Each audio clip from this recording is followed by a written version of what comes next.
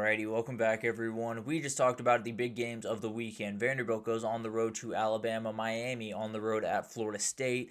I'm going to pick Florida State in that one. I don't really know why, just got a feeling about that college football feeling you get around this time of year. I think Florida State wins that football game, but let's get into some big time conference matchups. We got a couple of teams making their first conference game of the entire year. We got a couple of teams that are a little bit into this thing and are still undefeated and feeling really good about where they're sitting right now. But let's go ahead and jump into this. We got a couple of upset alerts in here. This might be one of them, but the team that would hypothetically being upset is not favored in this football game. Cincinnati is favored over Iowa State by 1.5 at home, over under at 54.5. This one's really, really fun. This is a huge Big 12 weekend. There's a number of games that are going to be massive. Iowa State coming off a dominating win over Arizona that had a little juice going into that football game. Cincinnati wins a crazy one against Kansas last weekend. Now you're in a position for a huge one, no doubt about it. Cincinnati is kind of just lurking around in that Big Ten, making big-time plays. Brendan Sorsby playing really good football. Iowa State playing some of the cleanest football in the entire country. Not a lot of teams have been able to really get them off schedule, get them out really uncomfortable. That's kind of by design. That's who Matt Campbell is. That's who the Cyclones are, and they've done an incredible job. If Cincinnati's able to win this one, they're 2-0 in the conference, and they got a schedule in front of them that is very doable, especially over the next couple of weeks. I think they get Oklahoma State. I think they get UCF. They get a couple of the, let's say, lighter teams in the Big 12. I don't think anyone's quite easy in the Big 12, quote-unquote, but at least the teams that they should be a little bit more favored over. And you have Iowa State on the other side that loses Jontez Williams in this football game. Going to be really interesting what that back end of that defense looks like for the Cyclones and what Brendan Sorsby can do against the back end of the defense that a little bit banged up right now. For Cincinnati, they've been incredibly good at running the football this year. They've struggled mightily against the pass, at least on the defensive side of the ball. They've done good against the run, stopping it. They've struggled against the pass, stopping it. And I think for Rocco Becht and the receiving core, they've kind of gotten going a little bit. Now, against that in that Arizona game, they were able to throw the ball around a little bit.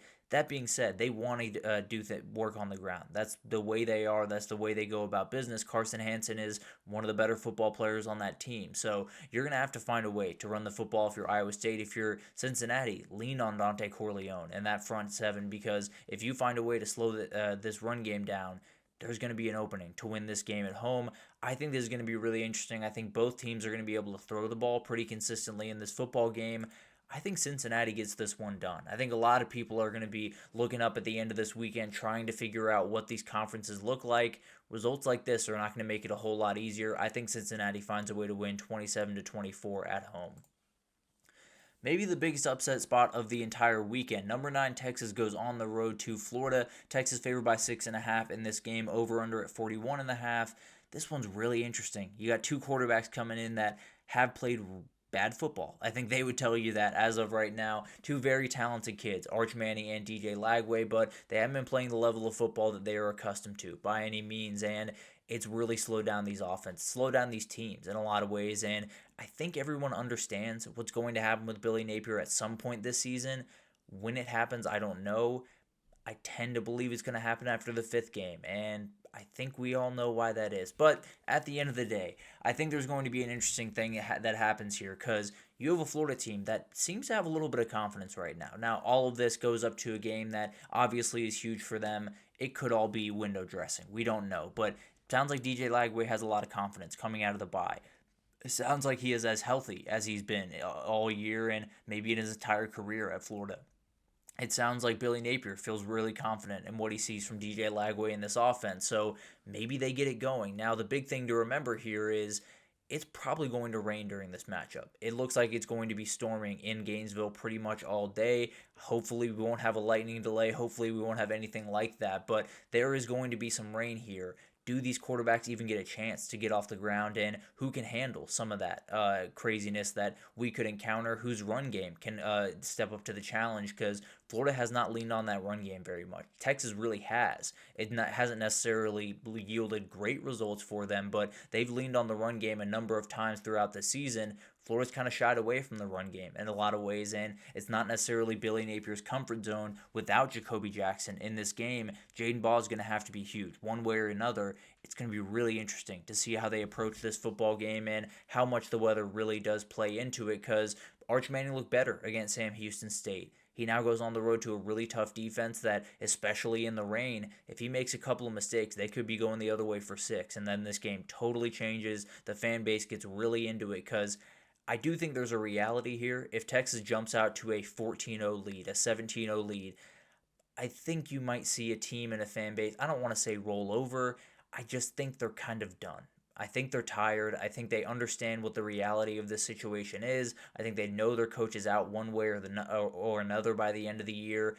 I think there's a reality here where if Texas is able to come out, put together 2 really good drives to start the game, shut down the Florida offense early, you're going to see that fan base and that crowd get quiet very, very quickly. On the flip side, if Florida is able to take the lead early, make a few plays early, the Swamp comes alive, things get really interesting in a hurry. Now, I don't think this one's going to be all that pretty. I don't think anyone's going to feel great about these quarterbacks coming out of it. I think the weather will have a lot to do with that, but I tend to believe people will not use that as a reason to go after these quarterbacks. At the end of the day, I think this one's going to be a little bit sloppy, a lot of running the football.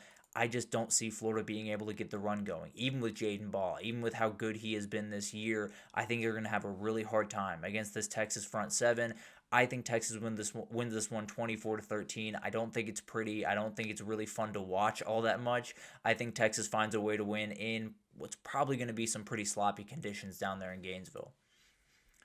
Number 24, Virginia. As crazy as that sounds, number 24, Virginia on the road at Louisville, and they're underdogs. By 6.5 points, Louisville is favored. The over-under at 62.5. This one's really interesting. Virginia favored for the first time since 2019. They go on the road to a tough Louisville team that has played really good football. Has kind of been overlooked just a little bit. I released my top 25 yesterday, if you saw that, and they're my number 26. I had them in there. Then I realized I didn't place LSU anywhere in my top 25, and I had to kind of reconfigure things. But at the end of the day, this is a very good Louisville team. They're in a position where they can find a way to win this game, and then they're the interesting team in the ACC. It's Georgia Tech, and then it's Virginia, now it's Louisville, because there's a lot of teams in the ACC that have these openings to make a little bit of a run, to win a couple of big games like this one, and then things get really interesting really in a hurry, and this Louisville team's really fun. There's no doubt about that. Isaac Brown's played some great football. Miller Moss getting more and more comfortable in this offense. They win a huge one against Pitt last week, and I think you're going to see 2 elite running backs go at it in this football game. You have Isaac Brown for Louisville. You have Jamari Taylor for Virginia. Going to be really interesting to watch how this game unfolds and how these quarterbacks play, because we know what Chandler Morris is capable of. We saw it last week. Now, did have a couple of turnovers in that game, no doubt about it, but at the end of the day, played really good football. On the other side, Miller Moss continues to get confident. I think it's going to be a really weird game. I think it's going to be a little bit up and down, a little bit all over the place. There's going to be big plays. There's going to be maybe some ugly plays here from time to time, but I think Louisville wins this one. I think they're physical enough to get this one done, 38-31. I think they get back and forth. It goes a little bit crazy, but Chris Bell, Isaac Brown, all those guys find a way to make enough plays in this game, and Louisville gets a big-time win and probably becomes the new ACC team we're talking about on Monday.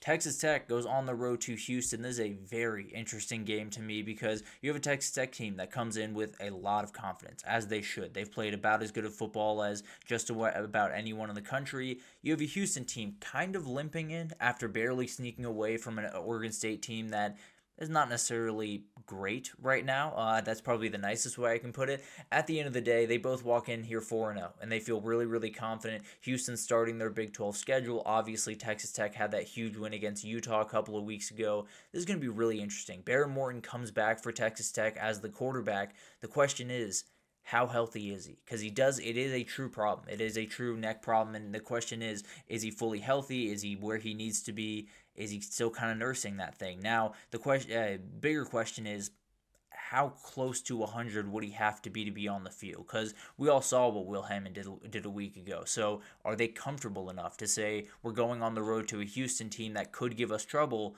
but our guy's 80%, we got to be able to throw out will? Or do they feel not super confident about that and they say he's at 80%, but we're probably going to need him for this one? It's going to be a really fun one. Houston's been really good at running the football. Obviously, Texas Tech's been great at stopping it. I think the big thing here is, can the quarterback run game keep Texas Tech at bay? If it can't, you're going to have that D-line just kind of teeing off on you all day, and Connor Wegman and Dean Connors and that run game in general is going to have a really long day. But at the end of the day, it's going to be really interesting to watch this one. Houston's pass defense has been one of the best in the entire country. This is going to be the toughest challenge by a mile. There's no doubt about that. I think Texas Tech finds a way to win this one 27-20. I think it's pretty close. I think some people tune into this one halfway through the third quarter because they're not expecting a game, and then they get a 6-point game, something like that, deep into this one. But I think Texas Tech finds a way to get this one done, and they continue moving on as the Big 12 favorite. Mississippi State at number 6, Texas A&M, another upset spot. Texas A&M favored by 14.5 in this game. We'll talk about that a little bit later in the show, but the over-under set at 55.5. This one might be my favorite matchup of the weekend, if I'm being totally honest. I think Mississippi State is just a good football team that a lot of people are trying, again, to explain away. In a lot of ways, they play really good offensive football, and on defense, they're not necessarily elite. They find a way. They find a way. They work really hard. They all rally to the football. They do enough on the defensive side of the ball. Now, obviously, last week kind of let it slip just a little bit, but they had Tennessee on the ropes, and they were one play away from finding a way to win that football game and walking into this one undefeated. So this is a good football team for A&M. They got to find a way to get a little bit back on track. Now, they were fine in the Auburn game. They did enough. They outgained them, I believe, almost fourfold in that game. You got to be able to finish off drives, and you got to be able to find that explosivity that really makes you special, makes you what you are in a lot of different ways. Mississippi State should give you those openings. That's the reality of that defense right now. They definitely have given openings down the football field. We saw it against Tennessee. We've seen it against a number of teams over the last little bit. And then running the football against Arizona State, that's kind of what got Arizona State back in the game. So maybe you lean on Le'Veon Moss again in this football game, but you do want to see that explosivity kind of return to this offense just a little bit. Obviously, you don't have to, totally empty the clip, hopefully, but at the end of the day, this is one where you probably want to see the A&M offense do what they've done early on in the season and make some big-time plays. Blake Shapen and Mississippi State, they're heading into a nightmare of an SEC schedule. I said they were going to clip up at least one more team. I tend to believe they're going to do that, but at the end of the day, this is going to be a very, very tough spot to do it.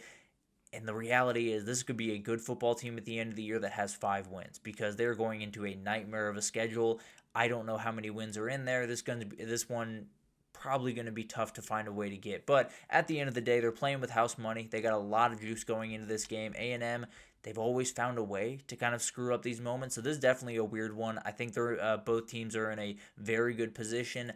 I think A&M sneaks away with this one. I think they win 31-21, but it's close late. I think they get a touchdown maybe with 2 minutes left or something to put it on ice, but I don't think this one's fully confident. I think this one's sketchy down to the absolute wire. I'll be totally honest with you. I think A&M sneaks away with this one, but Mississippi State's just one of those teams that I think everyone's just trying to convince themselves isn't as good as they're watching. They are. They're a good football team that's going to be able to put Texas A&M in tough positions, and I think they're going to be able to score some points and just make this one interesting. I don't think it's going to be crazy. I don't think they end up getting the win on the road, but you never know. In the SEC this year, it is all up in the air as far as I'm concerned. But a number of really good games there, a number of upset games that could very well happen. I could see Texas falling to Florida and then things going crazy at both of those places for totally different reasons around those head coaches. A number of upset games that could happen this upcoming weekend, and a couple more in this next segment. We'll do a little bit of a whip around, talk about some teams that need to get right, talk about some great quarterback battles that might be going under the radar, and a couple other things right after this, so stick with us.